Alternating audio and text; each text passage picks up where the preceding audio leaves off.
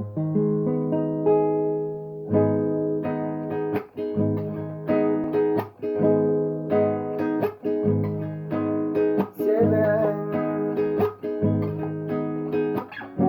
sevdiğine böyle mi yapar seven? Güneşimi karartıp da kaçar gider. Bu karanlıkta tek başımayım neden? Ama olmaz, bu kötü gidişe bir son vermem gerekir.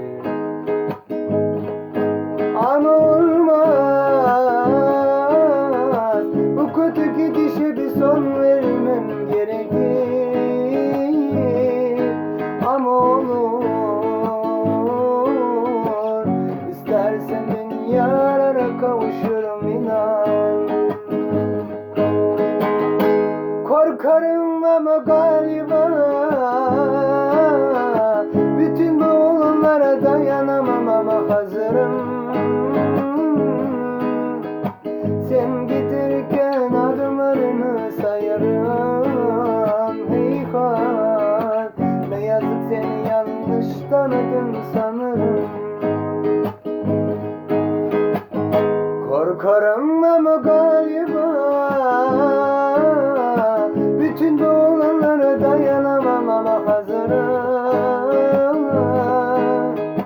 Sen giderken adımlarını sayarım. Heyhat, ne yazık seni yanlış tanıdım sanırım.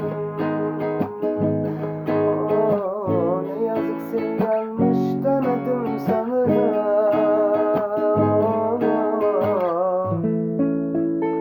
Ne yazık seni yanlış tanıdım sanırım.